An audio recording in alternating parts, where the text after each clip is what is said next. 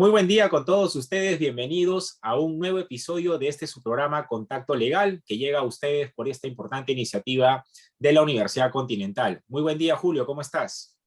Muy buen día, buenas noches con todas, con todos, querido Cristian. Feliz de estar ya en el sexto programa de Contacto Legal, este podcast de la Universidad Continental, que va creciendo en seguidores, va creciendo en views, así que estamos muy contentos por ello. Y como siempre, para hablar de un tema muy sensible, coyuntural, el día de ayer se ha publicado la resolución que declara infundado el pedido al presidente de la República, de la defensa del presidente de la República, respecto a la imposibilidad supuestamente que viene desde la Constitución de investigarlo, y el juzgado de investigación preparatoria ha dicho que no. Entonces, justamente para desentrañar no solo la resolución, más allá de la resolución, la interpretación del artículo 117, tenemos un invitado muy especial, muy bien preparado, una eminencia en el derecho constitucional. Nos sentimos muy honrados que esté con nosotros. Preséntalo, por favor. Sí, no, efectivamente. De hecho, tenemos la costumbre y esperamos siempre mantener ese común denominador de que en todos los episodios traemos para todos nuestros amigos y amigas profesionales de primer nivel, especialistas en cada uno de los asuntos que hemos venido tratando. Y hoy no es la excepción. Efectivamente, el día de ayer por la noche se ha dado a conocer la decisión judicial en virtud de la cual justamente se trata de ya de esclarecer este panorama incierto que se venía manejando en los últimos días respecto de si al presidente de la República se le podía o no investigar o si se le podía o no acusar. Y bueno, la verdad es que hoy día tenemos pues efectivamente un invitado de lujo para esclarecer más todavía este panorama, como es el doctor Edgar Carpio Marcos, quien es profesor de Derecho Constitucional de la Universidad Privada San Martín de Porres, de la Universidad Científica del Sur, ha sido viceministro de Justicia y secretario general del Tribunal Constitucional, así que, y bueno, en realidad podemos decir mucho más del brief y la experiencia profesional y formación de nuestro querido invitado y buen amigo, pero tenemos la agenda apretada, así que bienvenido, mi querido Edgar, gracias por estar con nosotros. ¿Cómo están? Muy buenas tardes, Cristian, Julio, buenas tardes también a tus oyentes. En primer lugar, agradecido por la invitación para poder estar con ustedes en este programa Contacto Legal, que efectivamente poco a poco ha venido adquiriendo un prestigio muy bien ganado. Agradecerles las palabras, sus comentarios a ambos. Dice que Víctor Andrés Belaúnde solía decir, los hombres buenos nunca mienten, suelen normalmente exagerar. Entonces, en ese entendido, digamos, les agradezco muchísimo su presentación. Y aquí a la orden, ¿no? Efectivamente estamos contra el tiempo, pero veamos qué podemos hacer. Dale, gracias, profesor. Para ir frontalmente, entonces, así de lleno al tema de fondo, ¿cuál es la interpretación del artículo 117? ¿Es posible, en todo caso, que el Ministerio Público investigue al presidente de la República, y qué razones sustentarían que se investigue o no se investigue al presidente de la República? A ver, es, digamos, una pregunta bastante profunda, ¿no? Que admite, digamos, ser contemplada desde diversas perspectivas. Yo lo primero que tal vez tenga que decir es que no he tenido la posibilidad de leer esta decisión del Tribunal Supremo a través de su juez supremo. Me la pasaban, les comentaba hace algunos minutos atrás, nada más me informaban de que había salido porque estaba en otro tipo de actividades en la mañana. Y recién me he enterado, digamos, no he tenido la oportunidad de leer. He leído un fundamento que me ha llamado muchísimo la atención y más nada, ¿no? ¿Cuál es la forma de interpretar el artículo 117 de la Constitución? Yo creo que, digamos, aquí se ha intentado dos formas, se ha tratado de plantear dos criterios de interpretación del artículo 117 de la Constitución. Desde una primera perspectiva, por ejemplo, se ha interpretado que el artículo 117 de la Constitución, y particularmente esta expresión acusación, ¿no?, por cierto tipo de delitos, debería, digamos, efectuarse en el marco de la ley procesal penal, ¿no? Y se ha entendido por algunos que en la medida que la Constitución dice que el presidente de la República no puede ser acusado, sino por cierto tipo de delitos, durante su mandato, en consecuencia, eso no quiere decir que no pueda ser procesado, no quiere decir que no pueda ser investigado y que se puedan realizar una serie de diligencias de carácter fiscal e incluso judicial, ¿no? Precisamente este fundamento al que hacía referencia, que había leído de esta decisión, de esta larga decisión del juez supremo, terminaba algo así como diciendo que no se podían, digamos, que no correspondía evaluar si se podían dictar medidas de coerción personal contra el presidente de la República luego de desestimar la tutela de derechos que había presentado el abogado. Y digamos, me sorprendió. Un criterio de esta naturaleza, digamos, presupone tratar de comprender a la Constitución en los términos del Código Procesal Penal, ¿no? Es una lectura de la Así es. Constitución de acuerdo con la Ley Procesal Penal. Y, digamos, todos los que trabajamos en materia de derecho constitucional sabemos que esta no es que sea una hipótesis que no corresponda, que no se pueda realizar, llegado el caso, sino que no es lo común, no es lo frecuente y normalmente está constreñido para cierto tipo de institutos, ¿no? Así como existe una interpretación de la ley de manera conforme con la Constitución, existe un criterio, este sí de interpretación constitucional, que dice que la Constitución puede ser interpretada de conformidad con la ley. Y alguien podría decir, bueno, ¿y qué hace que no pueda ser este artículo 117 de acuerdo con el Código Procesal Penal, que es una ley? Una cosa en particular, que este criterio de interpretación de la Constitución de conformidad con las leyes solamente es posible cuando la propia Constitución remite al legislador la determinación del contenido de ese instituto constitucional, ¿no? El caso típico, por ejemplo, es lo que sucede con los derechos de configuración legal, ¿no? La ley otorga adecuada protección contra el despido arbitrario. Nosotros sabemos que hay una protección adecuada, que hay un derecho fundamental a la protección adecuada contra el despido arbitrario. Lo que no dice la Constitución y ni siquiera nos dice que tratemos de buscar de la Constitución, sino nos dice que nos remitamos a la ley, es los términos de esa protección adecuada contra el despido arbitrario. Y Una entonces, norma interpuesta. así es, ¿no? Entonces, una norma de desarrollo constitucional, una norma que desarrolla este derecho de configuración legal. Correcto. Pero eso no es el caso del artículo 117 de la Constitución, ¿no? El artículo 117 de la Constitución no hace una remisión al legislador. El artículo 117 de la Constitución más bien está conectado, tengo la impresión, con el artículo 99 de la Constitución. El artículo 99 de la Constitución plantea el tema de la acusación constitucional contra altos funcionarios de la República, entre los cuales se encuentra el presidente de la República, por infracción a la Constitución y por los delitos cometidos en ejercicio de la función, ¿no? Que pueden ser castigados o, digamos, perseguidos, acusados constitucionalmente, incluso después de que termine de ejercer el cargo 5 años después, ¿no? En consecuencia, esa acusación a la que se refiere el 117 no está conectada con el proceso penal, está conectada con la acusación constitucional que se plantea en el artículo 99 y se desarrolla también en el 100 de la Constitución. De acuerdo, Edgar. Entonces, en ese sentido, para continuar con esto último que bien mencionabas, querría decir entonces que desde tu perspectiva, la imposibilidad de que el presidente pudiera ser acusado, salvo por los delitos que se mencionan en el 117, haría referencia, vamos a ponerlo en términos simples, a la imposibilidad de iniciar un procedimiento de acusación constitucional contra el presidente de la República por cualquier otro delito que no sea alguno de los del 117. ¿Correcto hasta ahí? Si te he entendido bien. Totalmente de acuerdo, ¿no? El 117 marca por qué tipo de delitos puede el presidente de la República, que se encuentra en ejercicio del cargo, ser objeto de un procedimiento de acusación constitucional, ¿no? Correcto. Ahora, en esa línea, para que todos los amigos y amigas que quizá incluso que nos escuchan no son necesariamente abogados, esto significaría que si estas conductas delictivas, por ejemplo, las que son materia de este caso, que estamos hablando de la posible participación en una organización criminal, al no estar dentro del 117, específicamente esa conducta delictiva, la pregunta sería, ¿no se le podría hacer acusación constitucional por la lectura que justamente nos acabas de compartir? Y tampoco podría hacerse entonces una acusación penal, o sea, simplemente no se podría hacer nada, o hay alguna acción que se podría entablar para determinar esa presunta o posible responsabilidad penal del presidente.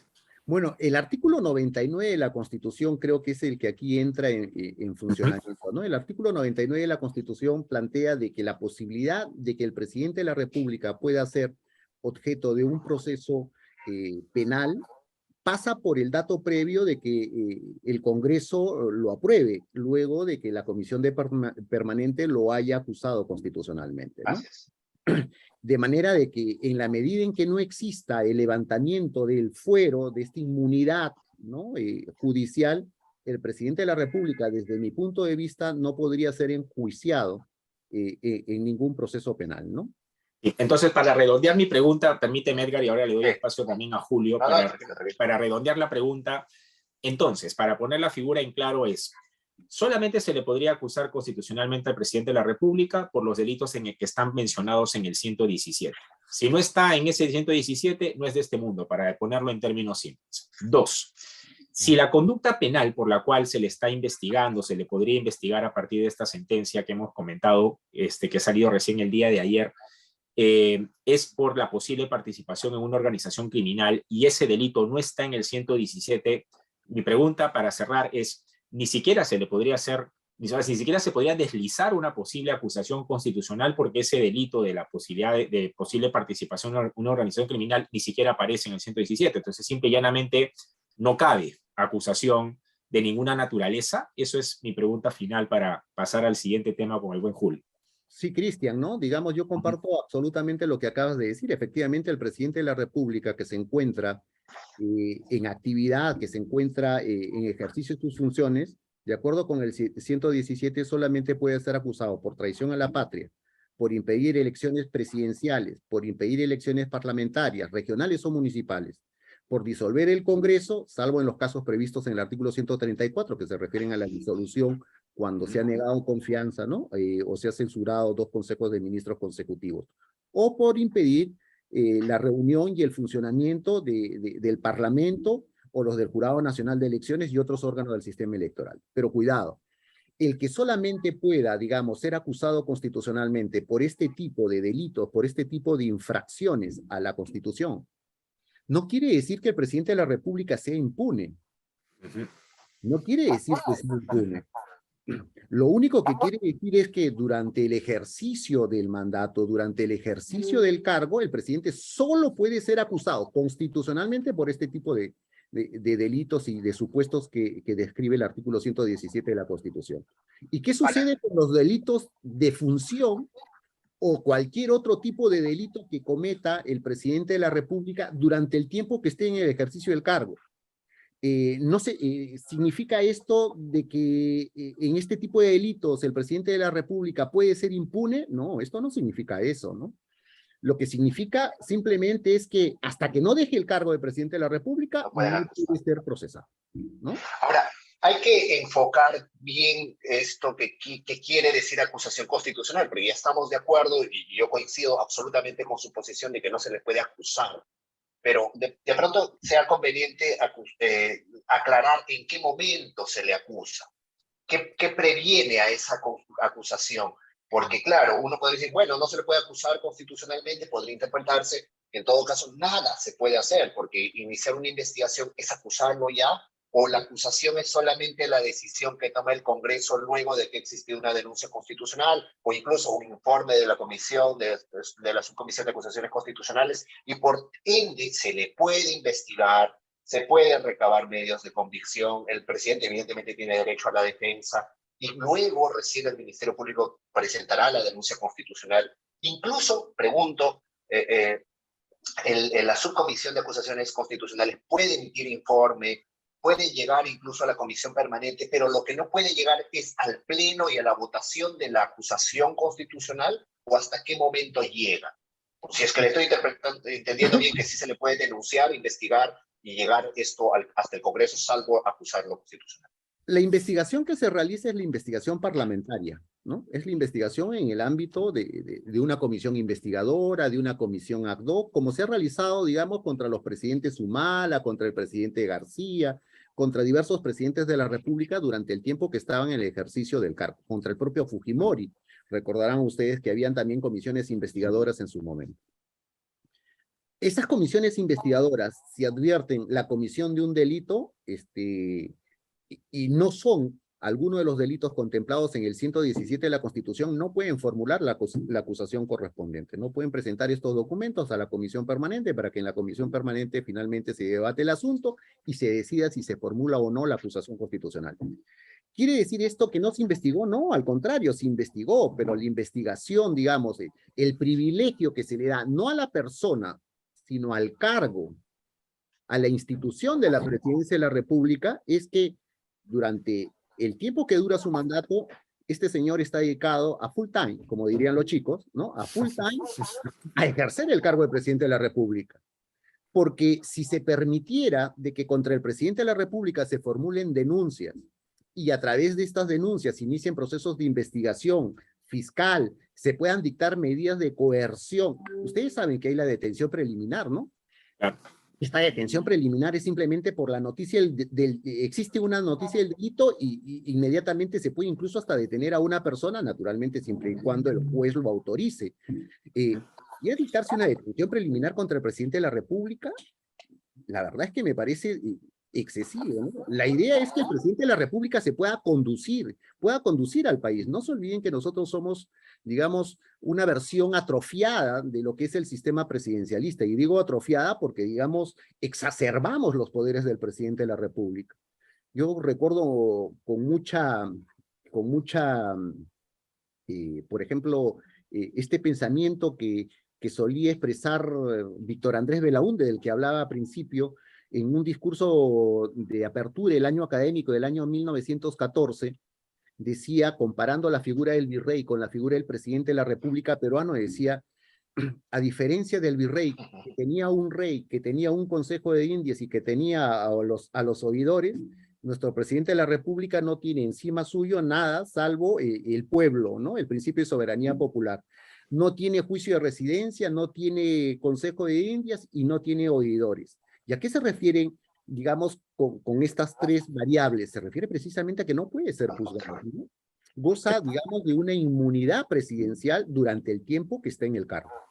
Correcto, en ese sentido, Edgar, de hecho, nosotros también a veces en clase decimos, si lanzamos la pregunta capciosa a nuestros alumnos, si es que creen que el presidente peruano es más fuerte que el norteamericano, y al principio, como recién se ingresa al tema, todos dicen de ninguna manera, el presidente norteamericano debe ser más fuerte, claro, pero cuando vas al tema de las atribuciones y este tipo de medidas, al final terminamos desvelando un presidente pues bastante fuerte y con pocos mecanismos de control, que de hecho es parte además de un problema regional, ¿no? Porque de hecho es el presidencialismo latinoamericano como se ha venido configurando poco a poco.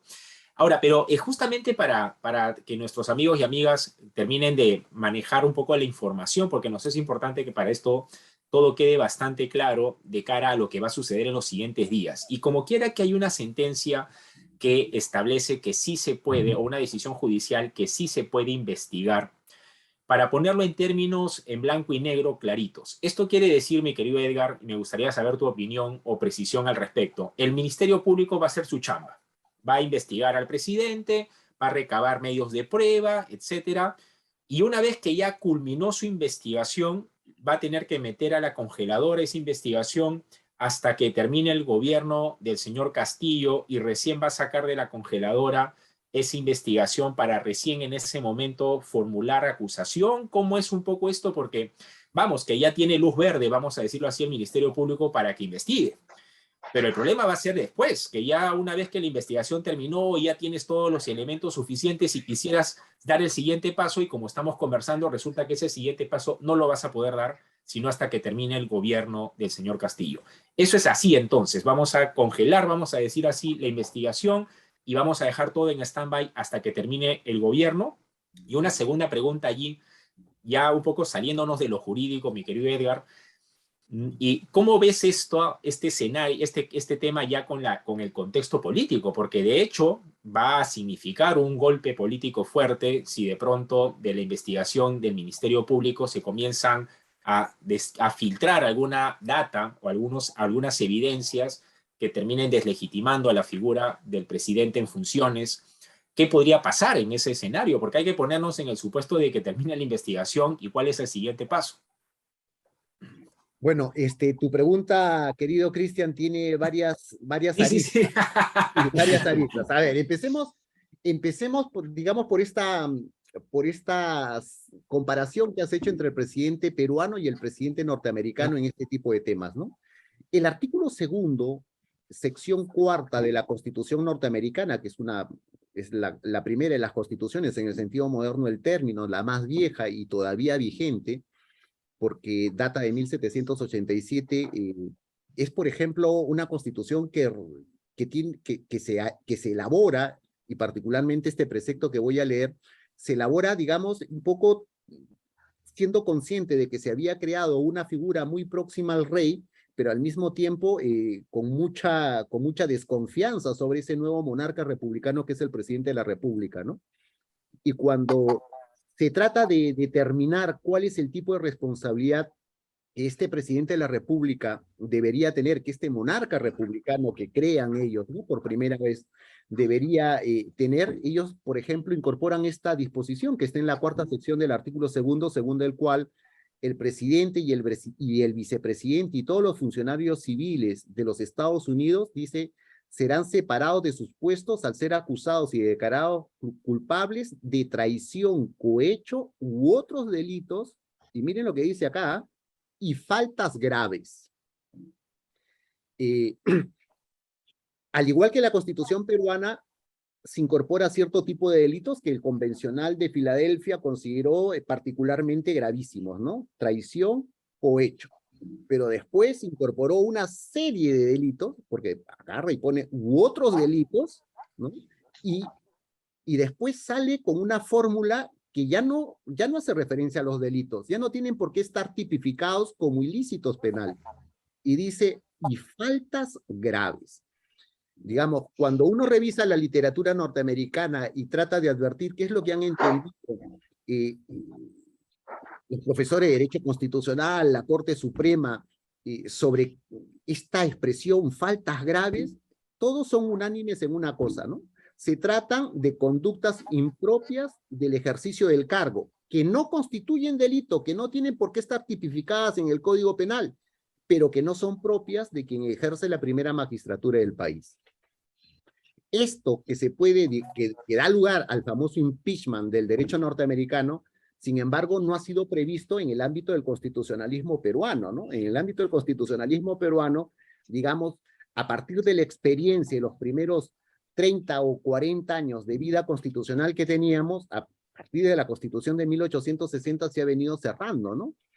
Estableciendo no la irresponsabilidad del presidente de la República, no la irresponsabilidad absoluta como es el caso del rey de Inglaterra, por ejemplo, sino la irresponsabilidad temporal, la inmunidad temporal del presidente de la República. Respondes por tus actos, respondes por tus delitos, pero ojo, solamente te podemos juzgar mientras estés en el ejercicio del cargo, por eso decía que se trata de un privilegio, de una garantía institucional que está asociada no a la figura, no a la persona del presidente, sino al instituto de la presidencia de la República, ¿no? Solo por este tipo de delitos graves.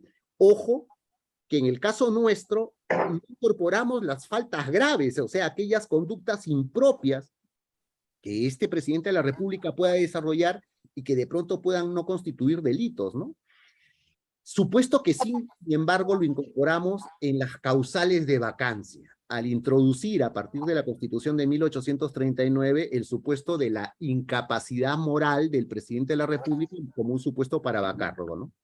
Y como te comentaba al principio, digamos, nosotros en nuestro proceso de evolución del constitucionalismo hemos recibido una serie de influencias del constitucionalismo norteamericano, por ejemplo, la figura, la institución de la presidencia de la República, del Poder Ejecutivo, del constitucionalismo francés, el republicanismo, y del constitucionalismo gaditano y en menor medida el constitucionalismo inglés, ¿no?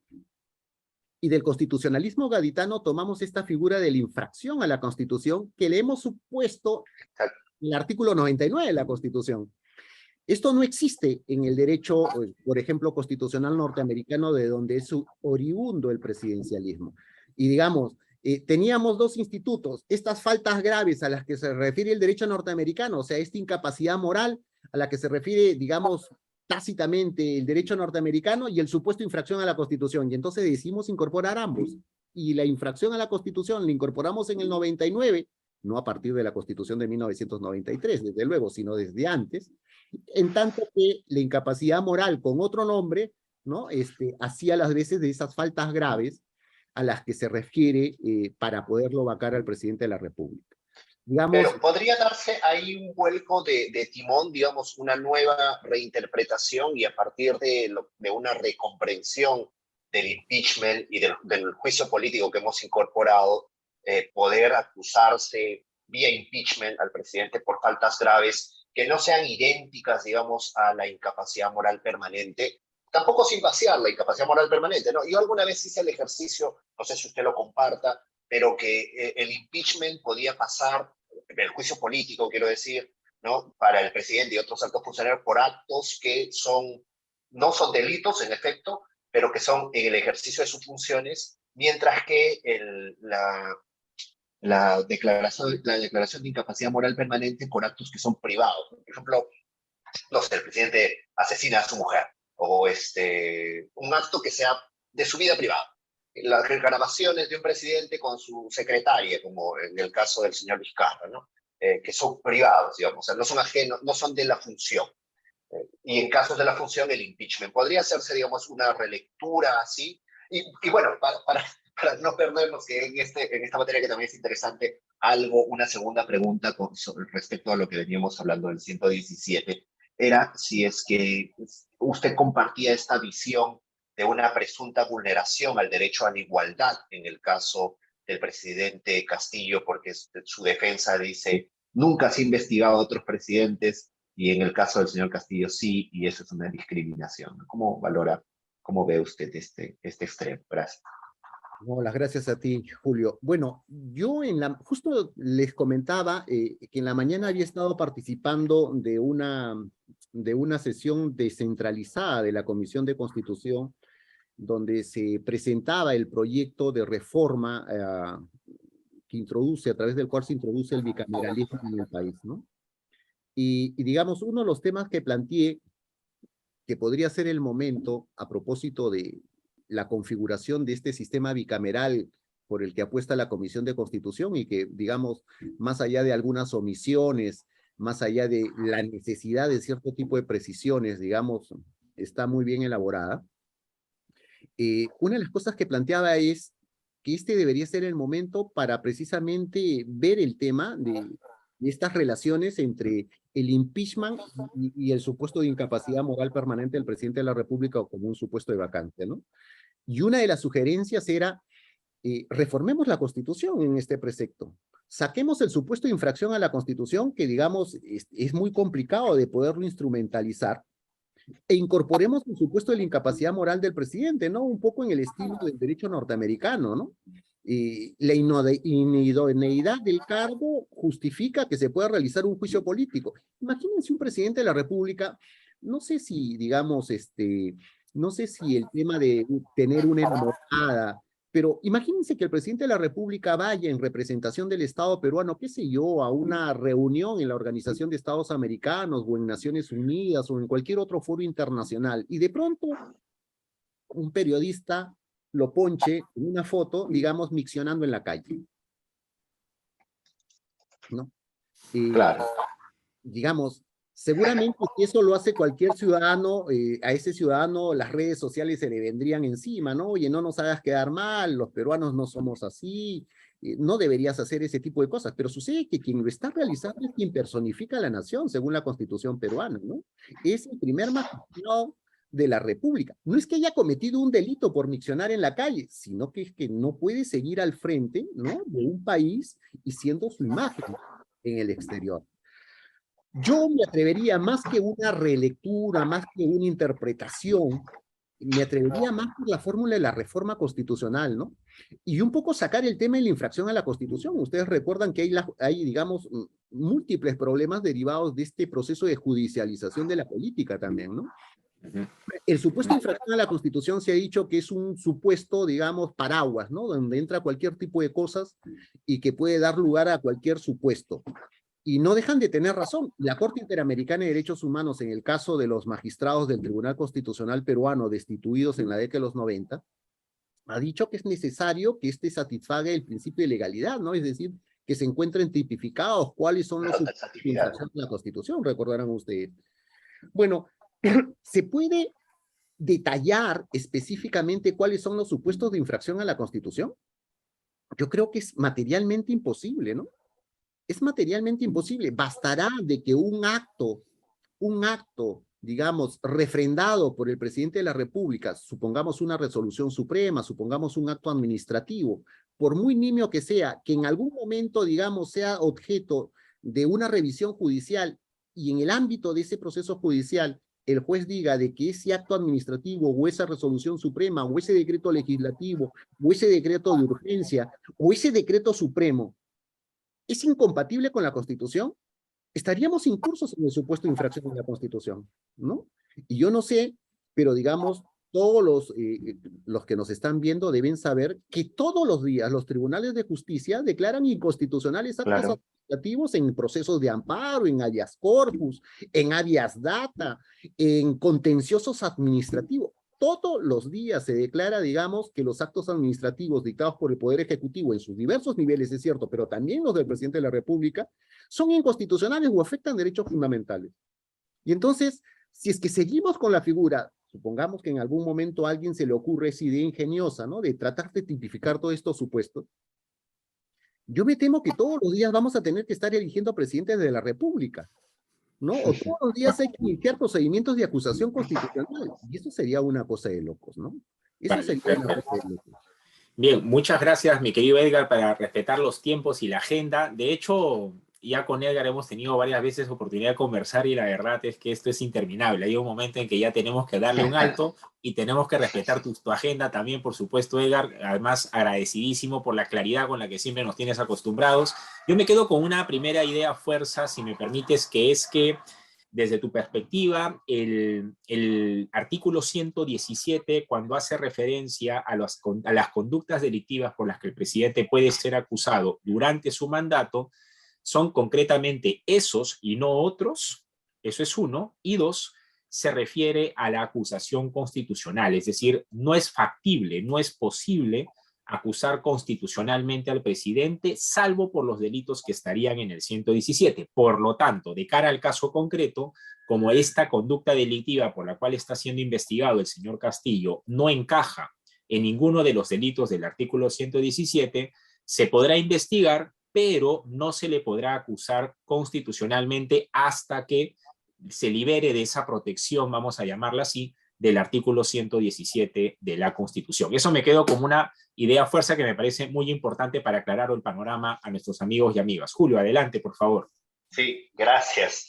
Bueno, yo del otro lado de la misma palabra, de acusación constitucional, nos queda muy claro por las ideas que nos ha vertido el profesor Edgar Carpio, que se puede acusar al presidente de la República y que no se puede llegar hasta el estadio de la acusación constitucional. El Ministerio Público puede investigarlo, puede incluso presentar la denuncia constitucional, pero el Congreso no puede llegar al punto de la acusación constitucional. Y una segunda idea que es nuestra preocupación diaria y que también, gracias a Dios, tenemos al profesor Carpio todavía para guiarnos en estas lides, es la necesidad urgente de la reforma constitucional de la parte orgánica de la Constitución. Creo que va a ser insuficiente, como ya lo habíamos visto también con el profesor César Delgado, la vuelta a la bicameralidad si es que las relaciones, todas ellas, de la parte orgánica de la Constitución no se reensamblan, no se repiensan, no se entra nuevamente a ver qué pasa en el cuarto de máquinas de la Constitución, como diría Cargarela. Gracias, profesor. Por favor, usted, sus palabras finales para el programa. No, yo tengo que terminar, digamos, esta presentación agradeciéndoles a ustedes, Cristian, Julio, y yo aprendo de ustedes, y no creo que sea exactamente al revés. Y yo les agradezco mucho esta invitación. Para cualquier otra oportunidad, Por siempre favor. con el mayor de los gustos. Muchísimas Excelente. Le gracias. tomamos la palabra. Sí, de hecho ya estás comprometido, ya después coordinaremos por interno, como se dice ya ahora en los canales y en las redes sociales, por interno lo vemos, de todas maneras, Ega, porque sería un lujo volver a tenerte. Bueno, doctores y doctoras, amigos y amigas, esto ha sido la finalización ya de nuestro sexto episodio de esta primera temporada de Contacto Legal. Como pueden ver, siempre trayéndoles temas de plena actualidad con invitados, como siempre, de primer nivel, que nos hacen comprender lo difícil en fácil, y eso es una de las grandes virtudes justamente de la calidad de nuestros invitados e invitadas. Esperamos volver a tenerlos el próximo viernes. Julio, por favor, para despedirnos de nuestro público. Muchas gracias. También me despido de todos, de todas. Recuerden que pueden escucharnos por Spotify cuando vayan por la calle. No es necesario ver un video. De pronto no somos muy agradables a la vista, pero nos pueden escuchar nuestras voces, sobre todo las voces importantes de nuestros entrevistados. Pueden también vernos por YouTube. Hay que estar actualizados con estos temas que precisamente les traemos con todo cariño y con todo gusto, y por supuesto con la mejor compañía y los mejores profesores. Muchas gracias, hasta la próxima. A la próxima, nos vemos. Chau, chau. Siempre, hasta siempre. Hasta luego.